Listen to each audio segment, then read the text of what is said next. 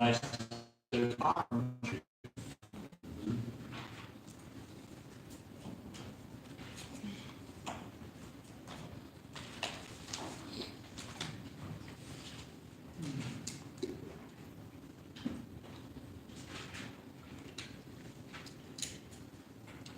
By the way, you will be getting your exams back soon. The good news is I'll reverse order when I do the finals, and you guys will be the first class I do. So that'll be your payback for your patience this time around. Secondly, I write comments on the exams, but I don't put them in that little comment box. I'd rather put them on the exam so I can point certain things out. So if you're looking for the comments, they will be on the exam, not just in that little box where I put your grade, okay? So, but you will be getting them back starting probably in a couple days. In the meantime, we have a war to fight. Roosevelt is considered a great wartime president, up there with the likes of Lincoln and Wilson. He was a strong, hands-on wartime president, much like Lincoln was, and unlike Wilson. And he involved himself, but not necessarily interfered with decision-making, strategic decisions, things like that. So he didn't dominate, didn't interfere, but he did play an active role. He established clear political and military objectives. And that's very important for a president. That's part of their role as commander-in-chief. And as I pointed out earlier, he had a good eye for talent and picked excellent leaders. Good morning. Marshall, MacArthur, Nimitz, Eisenhower.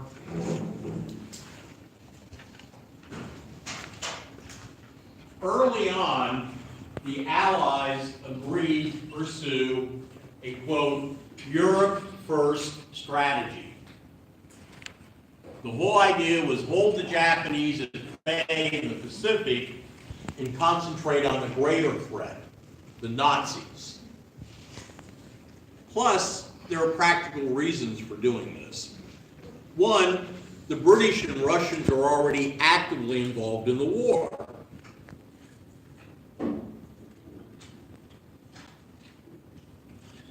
Secondly, Germany, as I pointed out, is the bigger threat. And third, the USSR and Great Britain can't really help us very much in the Pacific right now.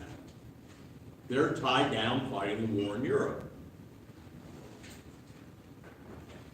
There's going to be very close cooperation between the British and the Americans during the war. Not just Roosevelt and Churchill. In fact, during the war, our Joint Chiefs of Staff and the British Joint Chiefs of Staff will meet together regularly. They'll be known as the Combined Chiefs of Staff. So you've got basically coordination and organization between the U.S. and British militaries from the top on down. And that's very important in fighting war. You need to be on the same page. The big difference between World War I and World War II, in World War I, the United States was largely the junior partner to England. It's reversed now in World War II. The United States is now the big dog. The British are the junior partner. Do you think Churchill and the rest of the British liked that? No, they didn't like it one damn bit. But they accepted the reality. They knew they weren't going to win in Europe without American support.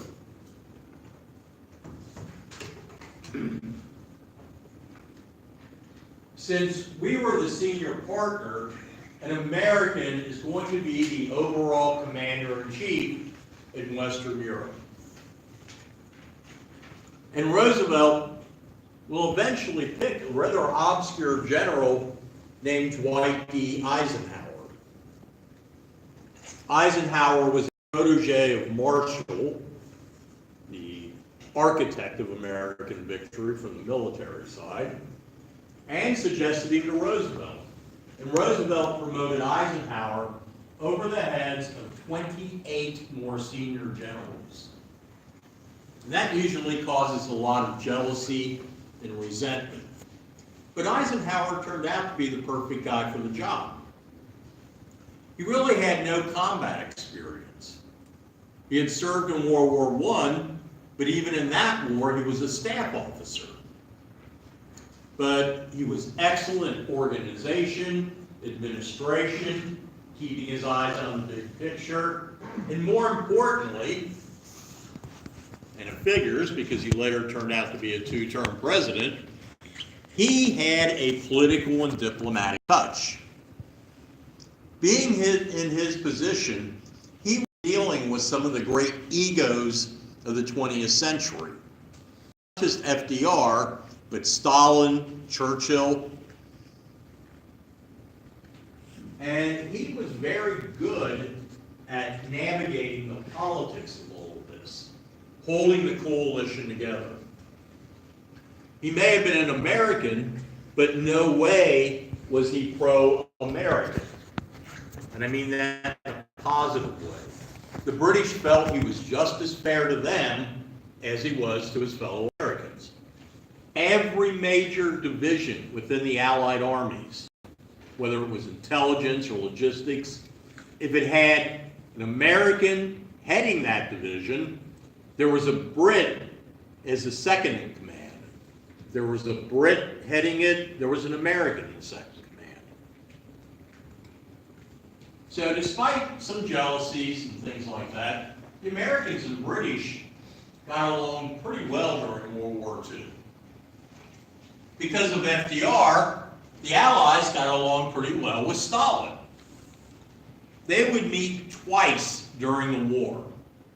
Once at Tehran in 1943, and again in early 1945 at Yalta in the Soviet Union.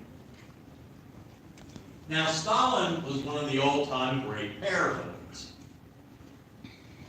He was very fearful and distrustful of the West. Roosevelt, one of his great skills was his charm, his charisma, his ability to win people over. People would meet with Roosevelt and come out of there thinking, wow, that was great. He really understood what I was talking about. And half the time he didn't, but he conveyed that feeling to you. He took the time to get to know Stalin, to try and understand him. And Stalin actually reacted well to this. He got to a point where he probably trusted Roosevelt more so than any other Westerner. Now, Churchill and Stalin pretty much agreed to hate each other. But they also, especially through Roosevelt, forged a trust in each other. They didn't like each other, but by the end of the war, they certainly trusted each other. And despite some distrust throughout the war between the two sides, we never fully trusted the Russians, and they never fully trusted the West. But all in all, it was a very successful coalition. All three countries did their part. And without all three nations, it's doubtful if we could have won.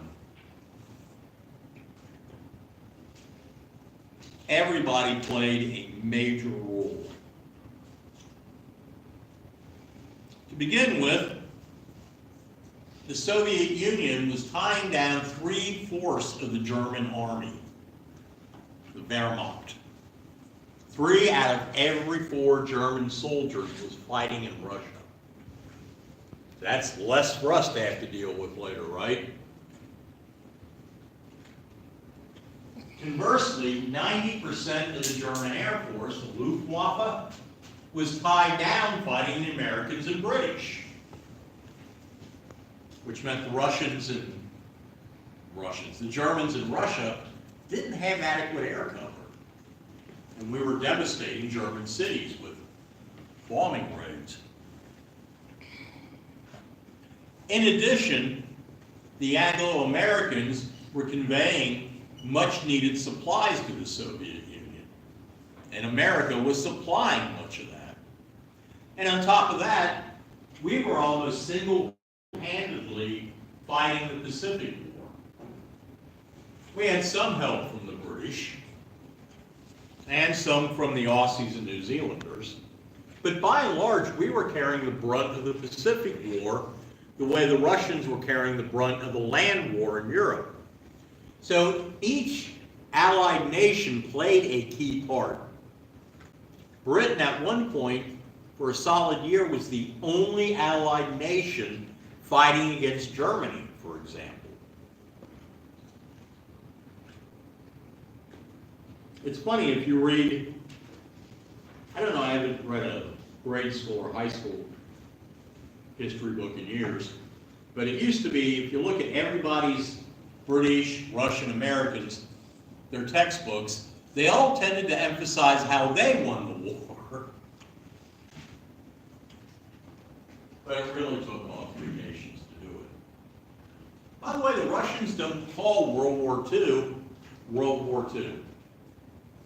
They've got their own name for it. Anybody know what they call it? They call it the Great Patriotic War. That's the Russian name for World War II.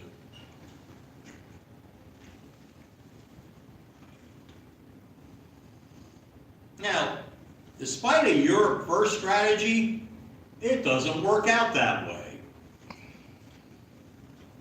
One of the most brilliant military theoreticians in history, a German by the name of Clausewitz, once said that no battle plan survives first contact with the enemy. And in plain English, that means your enemy's not always going to do what you think they're going to do or what you want them to do. And you can make all the battle plans in the world, but the minute you start executing them, things change. You're going to have to be innovative and flexible. We may have had a Europe first strategy, but it doesn't work out that way. The Pacific is going to claim, eventually, about half of all America's war effort, despite the, quote, Europe first strategy. And there are several reasons for this. In the first place, the Japanese are rolling all over us and Asia. We need to stop them. Once we stop them, we start winning a string of victories. And it's difficult, and it would be stupid to halt that momentum to pour more resources into Europe at that point. So despite a Europe first strategy, doesn't work out. The Pacific actually lays claim to about half of our war effort. Here's the Japanese Empire at its height. It's hard to tell, but all these islands here and all that, most of New Guinea, all the Dutch East Indies and all that, here's Indochina, and they're threatening Australia now here.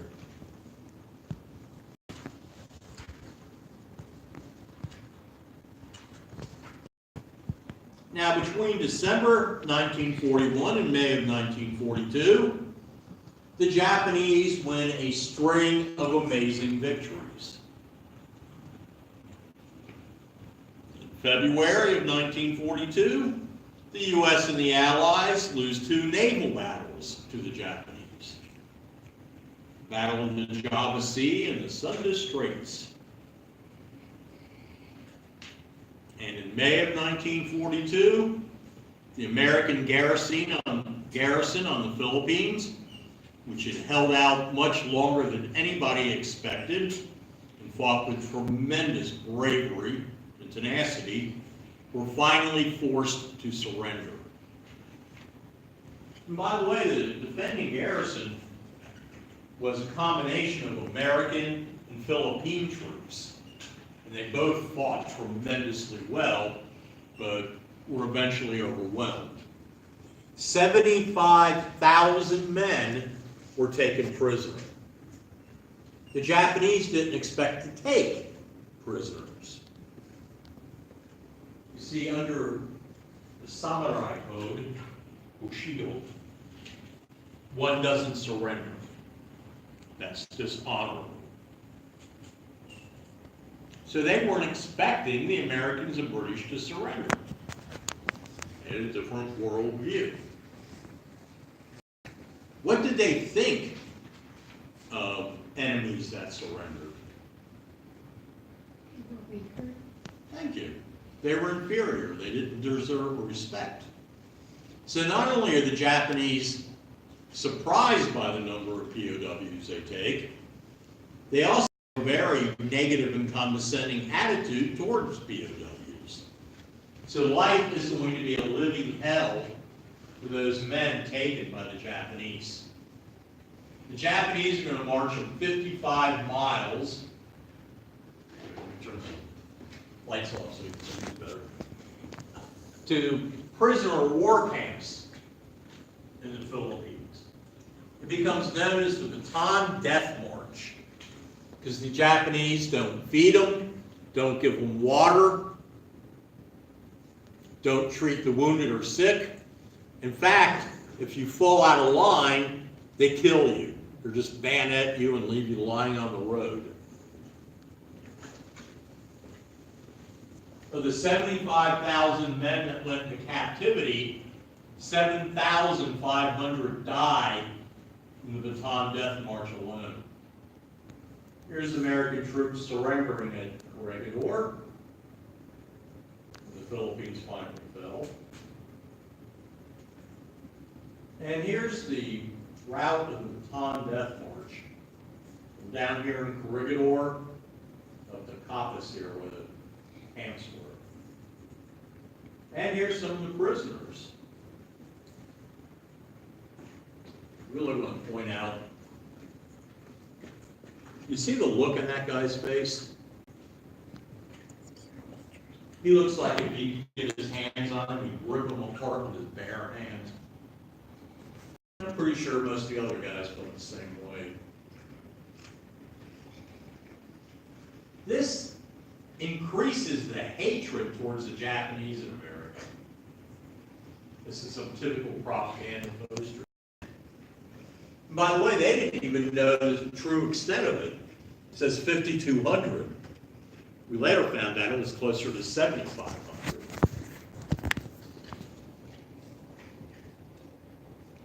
The American public was not in the mood for a holding action in the Pacific. They wanted revenge.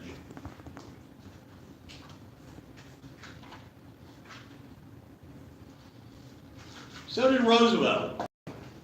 He wanted some way to hit the Japanese, just to let them know we were coming.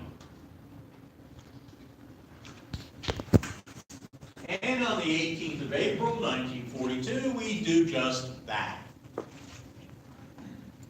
Surprised the hell out of the Japanese by actually bombing their homeland. The so-called Doolittle Raid. It's called that because it was led by Lieutenant Colonel James Doolittle. And it was conducted by 16 B-25 medium bombers. Now, the amazing thing about it is they took off from aircraft carriers. These were Army Air Force planes. They were never designed to take off from a ship. They're heavy, they're large, and most people thought when they came up with the plan that this was idiotic. Nobody can take a bomber off of an aircraft carrier. Doolittle and the hand-picked crews, and they were literally hand-picked, they learned how to do it and pulled it off. It was an amazing feat.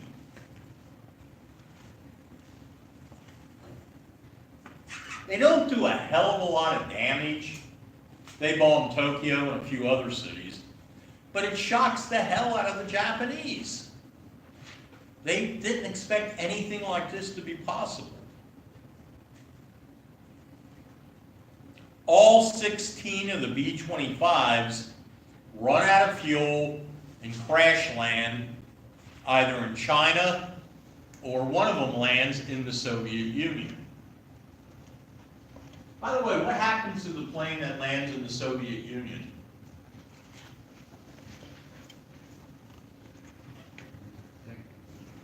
You're a lot better off, probably.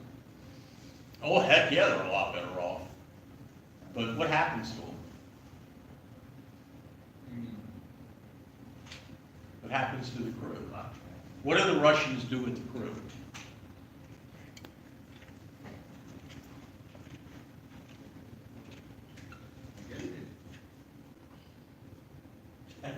Shouldn't they take him in?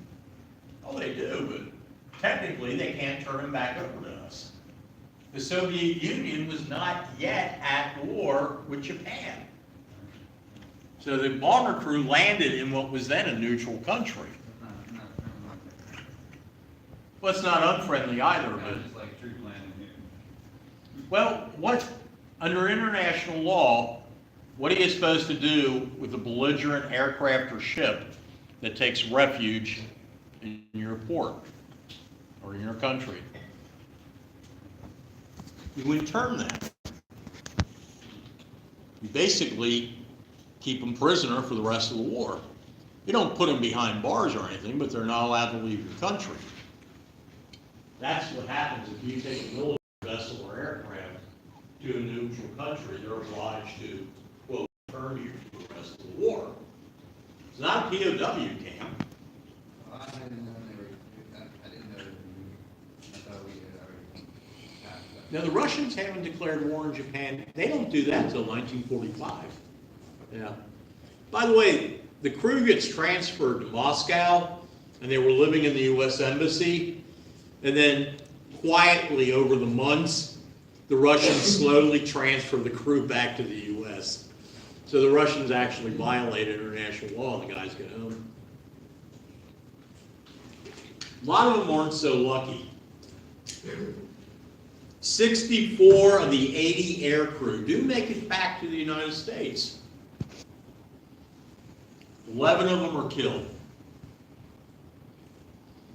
We know that at least 3, probably 5 of them were captured by the Japanese, by Japanese patrols in China, and they were later executed.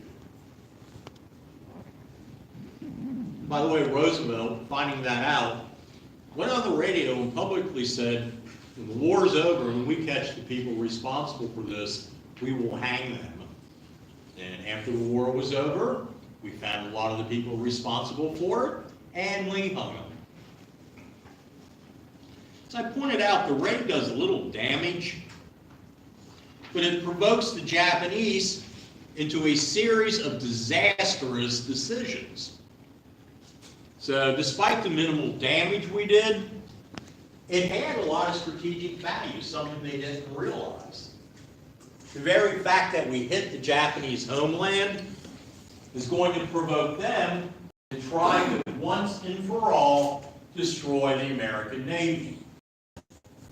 Because it didn't take them long to figure out that it was American aircraft carriers that had launched the attack. Roosevelt claimed it was a secret base in Shangri-La. But Japanese knew it was aircraft carriers. So they had to destroy the Pacific Fleet. And here's the guy that led the raid, later makes general. And here's the planes that flew it, B-25. And here's the ship they took off of. You can go on YouTube or whatever and find the film footage of the planes taking off. And it's kind of interesting because the first couple of planes, the lead plane was flown by Doolittle. It didn't have that much runway at all. And when it took off from the carrier, it went like this at first. basically skimmed the ocean and then righted itself. So it almost didn't even make it off the ship. But they all took off successfully. And here's where they took off. Here's the one that landed in the Soviet Union, and the rest of them made it to China.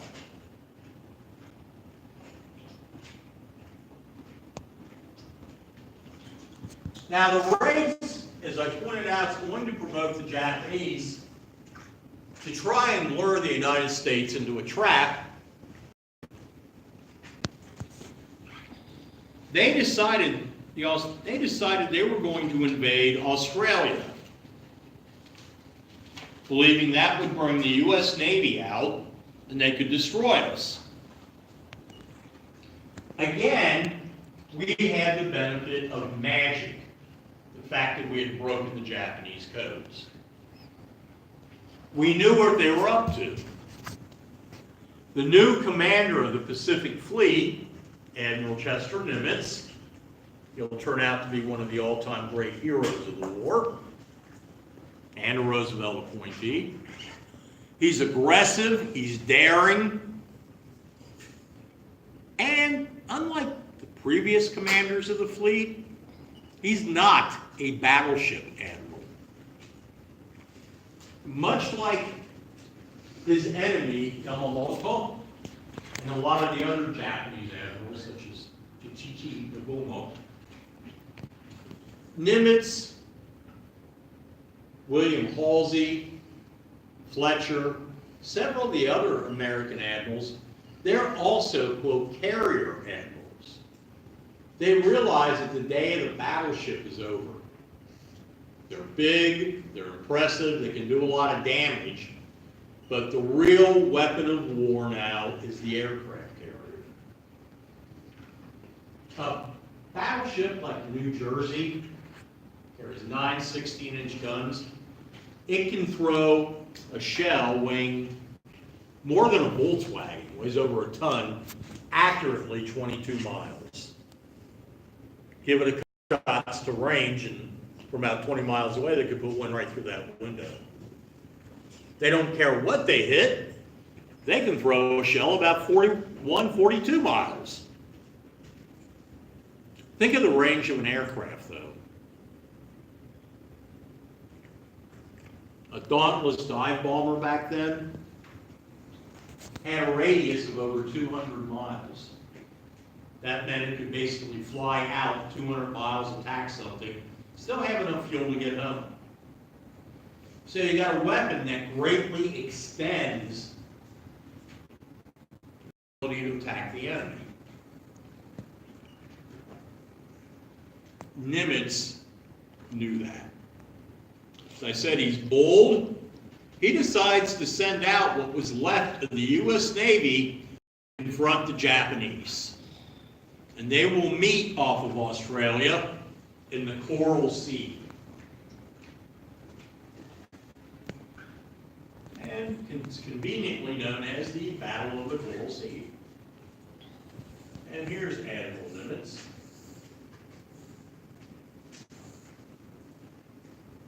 Here's one of our carriers, the Lexington. And here's the initial movement. See where the Coral Sea is right here. Here's Australia.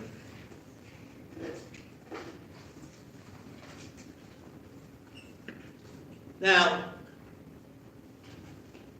the Battle of the Coral Sea in May of 1942 turns out to be the first naval battle in history where neither side actually sees the enemy. As I pointed out, the range of the carriers is far more than conventional ships. So the two fleets fight, but never actually see each other. It was fought entirely by aircraft. Now, tactically, the Japanese win.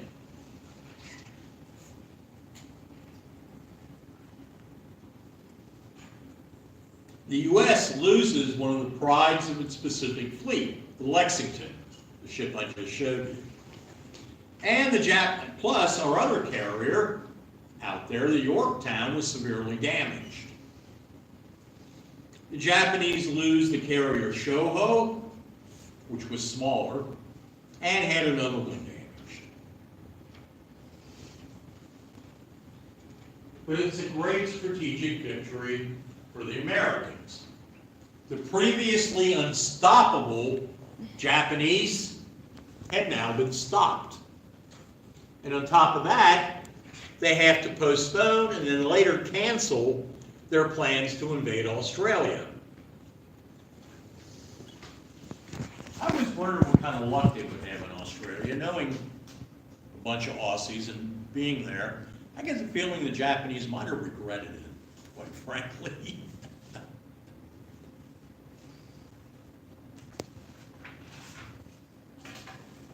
Their setback at the Coral Sea really doubles their determination to destroy the U.S. Navy. And their next operation is designed solely to do that. By the way, here's the end of the Lexington. And here's the end of the Shoho.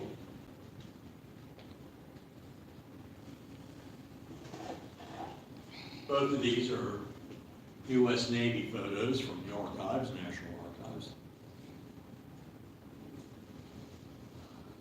Now again, because of magic, we knew what the Japanese were up to. They were going to attack the furthest bastion of American strength at that point in the Pacific, Midway Island. It was aptly named. It was basically midway between Hawaii and Japan. The Japanese idea was to attack Midway, which was an extremely strategic location for us, lure the American Pacific Fleet out, and then ambush them. We knew what they were up to. Nimitz decided to throw an ambush of his own at the Japanese. You see, the Japanese didn't know that by breaking their code, we knew that Midway was going to be the ambush point. It's a 3-day battle, but the first day largely consisted of both fleets just trying to find each other. And as the case in modern warfare, for all the skirmishing and all the preliminaries, most of the damage is done in only a few minutes. A first wave of American planes going into attack had been shot down. But that meant the Japanese defenses were also down at that point. The Japanese admiral in charge, Ichichi Nobumo, decided to rearm his planes to attack Midway, or to attack the American carriers. He now knew where they were. So he made the fateful decision to rearm his planes.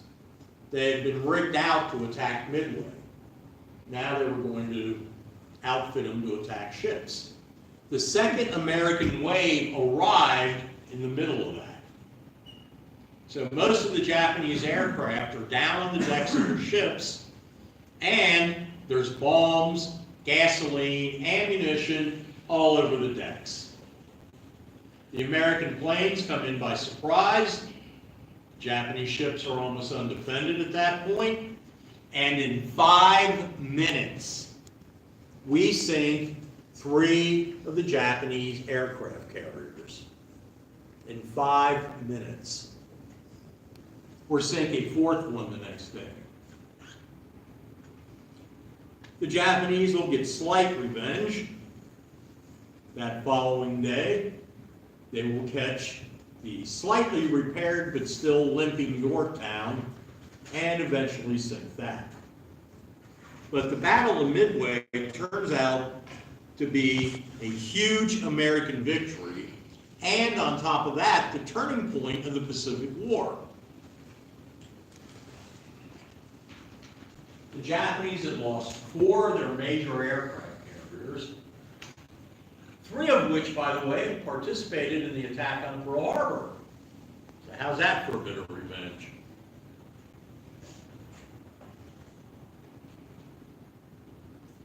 From this point on, the Japanese will be fighting on the defensive.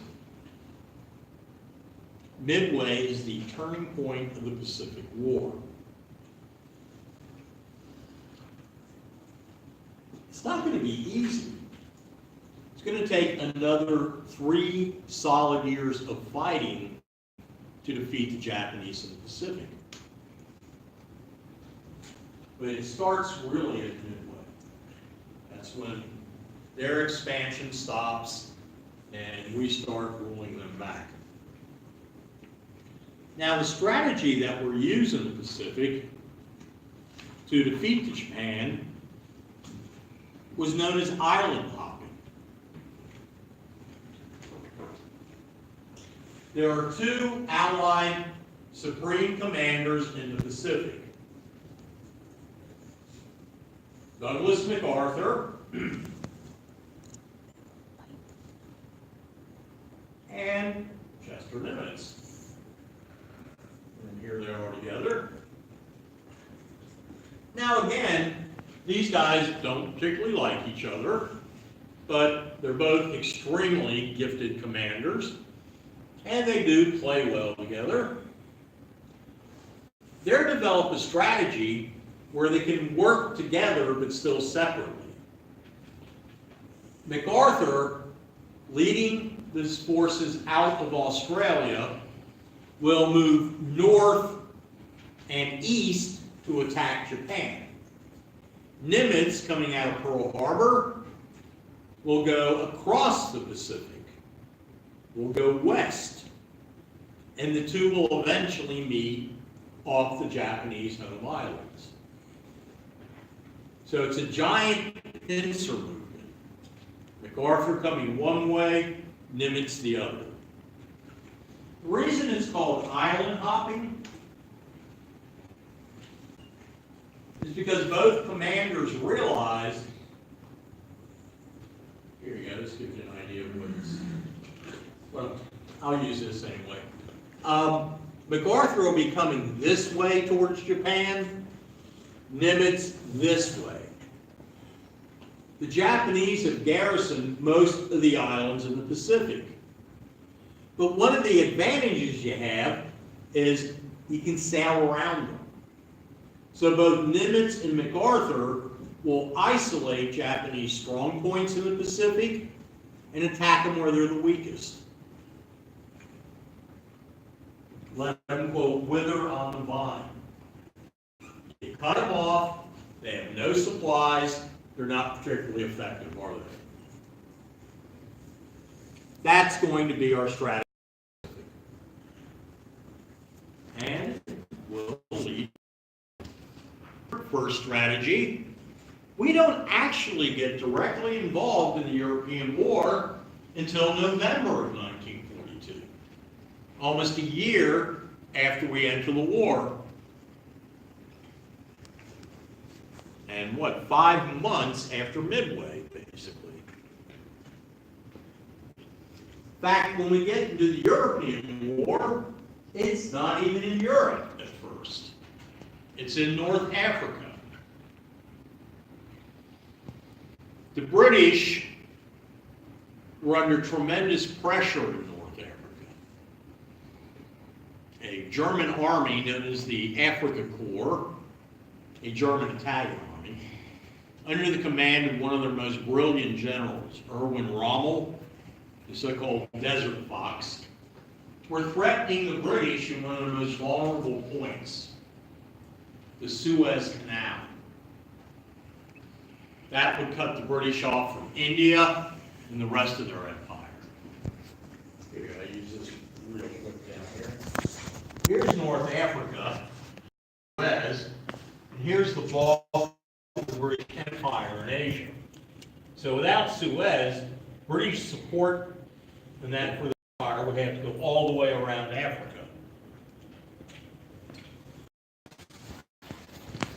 So we thought it was important to eliminate the Germans from North Africa.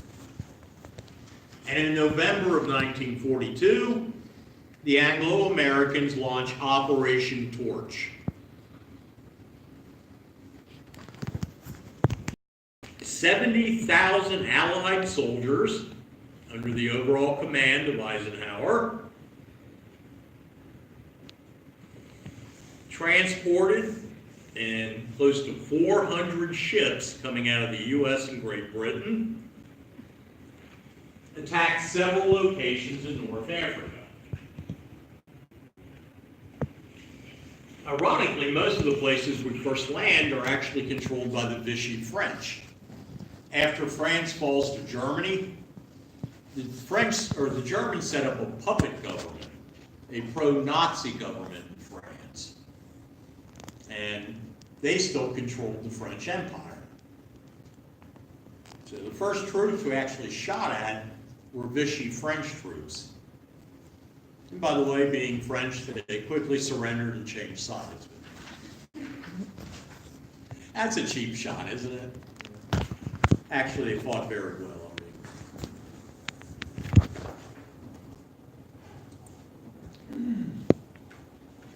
Operation Torch, at least in the beginning, is a success. Like I said in the beginning,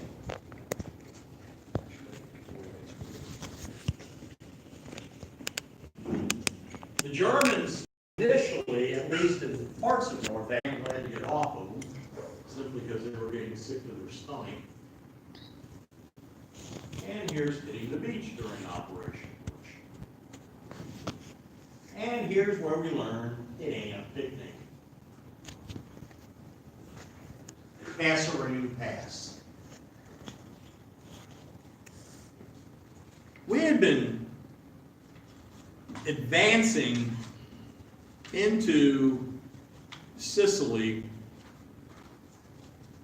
rather easily. But that spring, Rommel springs a surprise on us. They ambushed the complacent American army in the Kasserine Pass and were decimated.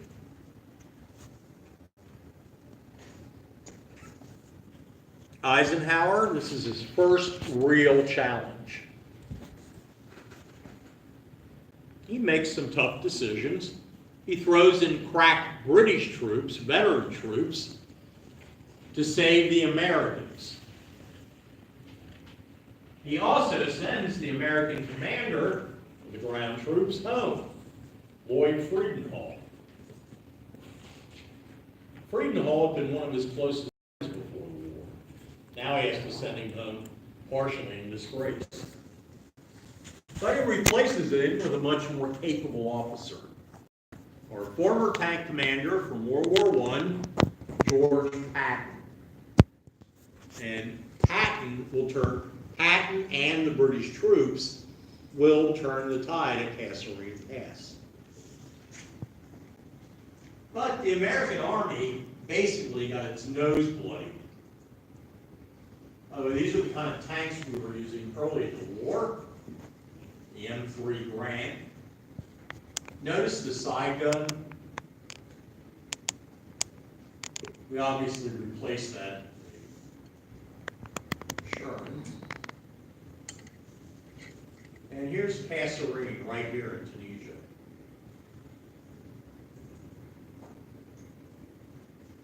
There's an American gun crew. And here's the guy that pulled it out of the fire, Patton. And American artillery attacking German tanks. And the surrender of the German armies in Africa in May of 1943. So despite the setbacks, Operation Torch is eventually extremely successful. From there, the Anglo-Americans will attack Sicily and then begin to move up the boot of Italy. The idea wasn't to conquer Italy. The idea was to knock them out of the war. The Italians were never the fervent militarists that either the Germans or the Japanese were. Their heart just wasn't in it. As one of my former teachers said, the Italians were too civilized for war. Hey, if you ever been to Italy, I know you know what he's talking about. So we knew the Italian government was going to turn on Mussolini. And they did. We negotiated with them, and they agreed to surrender and switch sides, which they did in 1943. The problem is the Germans also figured that out, and they were prepared for it. The minute the Italian government surrendered, the Germans invaded Italy. They basically set up a puppet state in northern Italy, occupied most of the country, and rescued Mussolini and put him in charge. So Mussolini went from being, in his early days, to being the guy Hitler looked up to by 1943 being nothing more than a mere puppet that existed only because Hitler allowed it. But it also meant we were going to have a hard fight in Italy. Italy's a defender's paradise. If you've ever been there, it's mountainous in central Italy. The mountains basically run up the entire central Italy. And it's very easy to defend that. So it's going to take us a long time to slog through the Italian mountains. That wasn't our main thrust for attacking the Germans anyway. Italy, in many ways, was a sideshow, and it was designed more to please Churchill than anything else. The main Allied effort was going to come in northern France, to liberate France.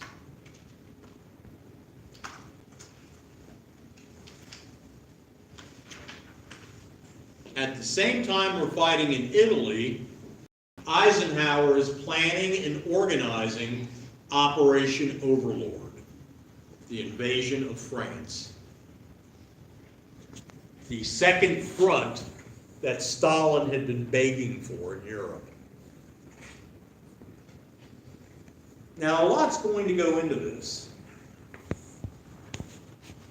To liberate France, we had to successfully seize and hold a beachhead along the Atlantic coast. The Germans called their defenses the, quote, Atlantic Wall. And they had 500,000 Germans defending it. Actually, they weren't all Germans, some of them were from other countries. 500,000 troops defending it. Now, the obvious invasion point, if you're going to invade France from England, or vice versa, is Dover to Calais. This little part right here. It's only 22 miles apart. In fact, on a good clear day, you can actually see France from Dover and England from Calais. By the way, the trick part of that is a nice clear day. You don't often get that part of England. I've never seen it. But anyway, it's only 22 miles. And that's obviously where the Germans are going to expect an attack, right? Being successful at war often means surprising the enemy. If you ever read The Art of War by Sun Tzu, the Chinese military genius that wrote that about 2,800 years ago, still holds true today. Surprise is often the key to victory. So if the Germans are expecting us to come this way, we're actually going to land down here in Normandy. Now, of course, the Germans aren't stupid, and they didn't plan that, they didn't put everything they had around Calais. They had over 70,000 troops in Normandy, and there were 3 crack panzer divisions in reserve right outside of Paris that could be there within a day or so. So the real Allied trick was convincing the Germans that the attack would in fact occur at Calais and not at Normandy. And the Allies pull off one of the all-time greatest deceptions in warfare. First, the British had already done something unprecedented in warfare. They had managed, during the war, to capture or turn every single German agent in Great Britain. Not most of them, all of them.